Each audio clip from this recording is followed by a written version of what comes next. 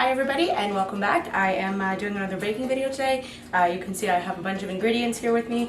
I'm going to go through the ingredients and the stuff that I have here first. Like I said before in my other baking video, I like to have everything ahead of time and make sure that I know what the measurements are and what I'm doing.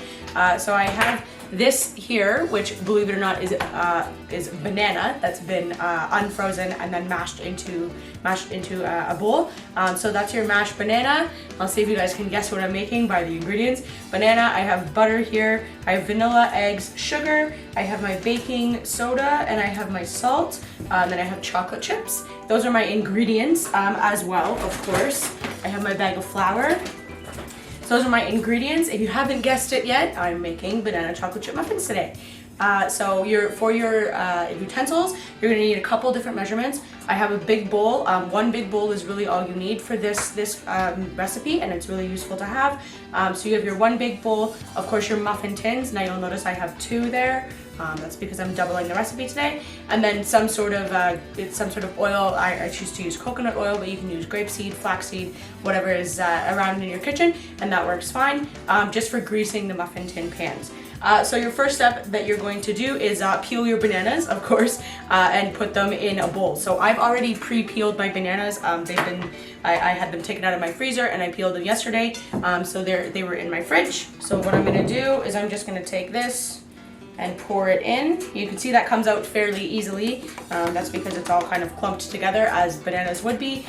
So you've got your bananas, and then you're gonna take your melted butter. Now for your melted butter, you're gonna need 1/3 of a cup. So what I'm gonna do is take 1/3 of a cup and melt it. You can do that however you choose, whether it's the microwave, whether it's a wood burning stove like we have, or whether it's a gas stove or an electric stove. However you choose to do it, you're gonna have to melt your butter in 1/3 of a cup and combine it.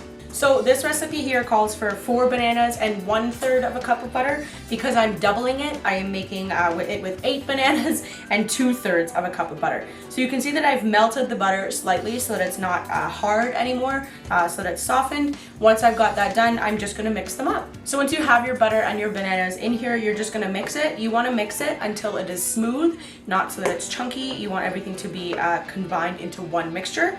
Something that really helps with that is softened butter, so not butter that's straight out of the fridge, and softened bananas, so not bananas that are right out of the freezer, or if they are right out of the freezer, you've taken them out the night before and let them sit for the night so that they can thaw out. For your next step, you're going to do your eggs, your vanilla, and your sugar. This recipe calls for 1 egg, but because I'm doubling it, I'm doing 2. So go ahead and put your eggs in there. Now that your eggs are in there, you can put your vanilla in here. What you're asked for in this is 1 teaspoon. However, because I'm doubling it, you got it, 2 teaspoons. Now it's asking for sugar. Again, I'm not using all of the sugar in here, but I do need quite a bit because I am baking.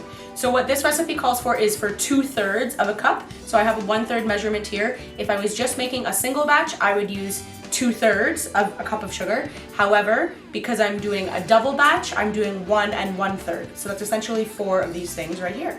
Now you'll notice, or maybe you didn't notice, but you'll notice that I did do 4 of those, but the last 2 I only did maybe about half. So technically this is only about a cup of sugar rather than 1 and 1/3 cups of sugar. I find with baking you can always go lighter on the sugar because you don't necessarily want as much sugar as it's requiring, and it's gonna be super sweet anyways. So once you're done with your sugar, that's that step. What you wanna do now is mix it. Until it's just combined, so not over combined, but just so that everything is part of one mixture. All right, you can see that it's starting to look pretty soupy. It won't always stay that way. Obviously you have to add the flour and everything to it, but that's what it should look like so far, approximately. Hopefully yours is the same. Now for our next step, we've got our salt and our baking soda.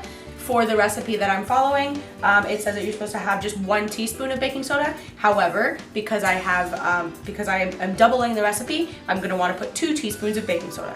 Now that I have my 2 teaspoons of baking soda, I need just a pinch of salt, it says. So there we are, a pinch of salt it is.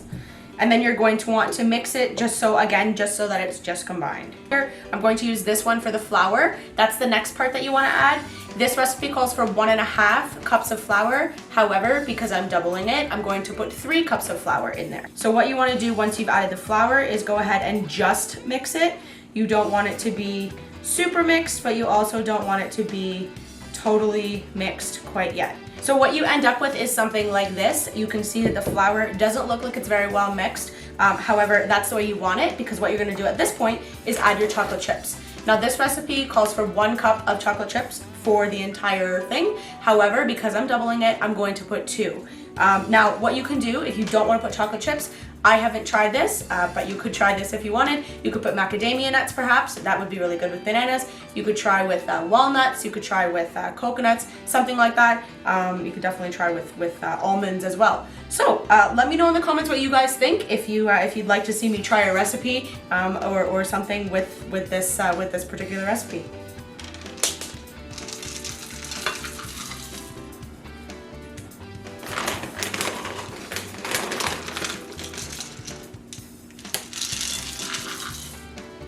So you can see that my plastic measuring cup decided it was going to break halfway through.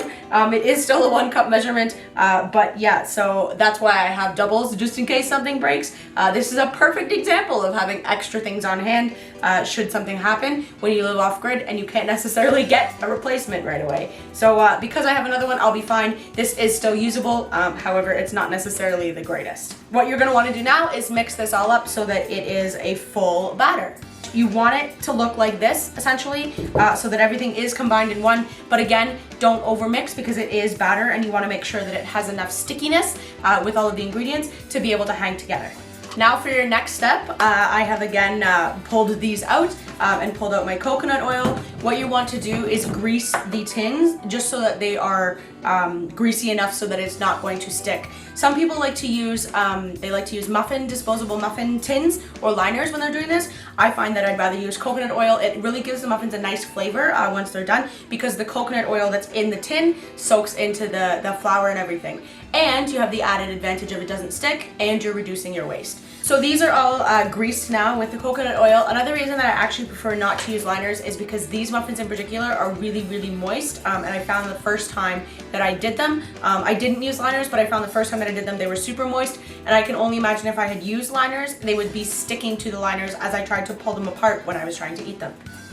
So now that you have your muffins all lined up and muffin trays all lined up and ready to go, you're going to start pouring the batter in. So I'm going to go ahead and do that. One more thing that I wanted to say though about these muffin tins is that they are carbon steel. So shout out again to Homestead because that's where I got these. And they're super high quality. They're great for baking.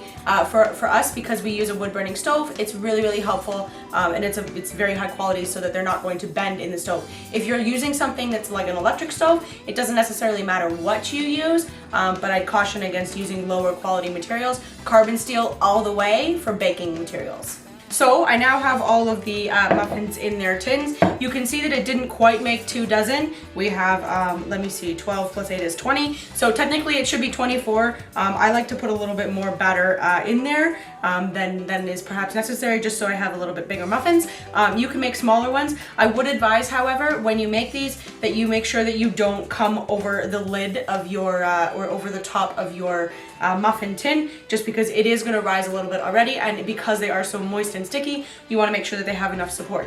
So that's what the batter is going to look like. What you want to do is put these muffins in your oven for 350 degrees for about 18 to 20 minutes. Now if you have an electric stove, it might be the exact time. If you have something like a wood burning stove like we do, it's not necessarily going to be the 18 to 20 minutes that you think. What I use is I use a cake tester to stick a tester in the middle so that I know whether they're done or not. So I'll show you guys what the final result is once they're finished.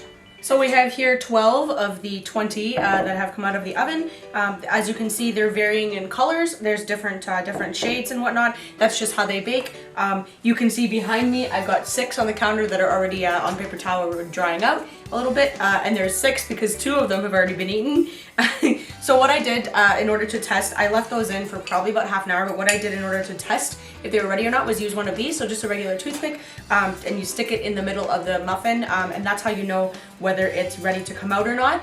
If the toothpick comes out clean, then it's ready to come out. If it doesn't, then you've got to leave it in.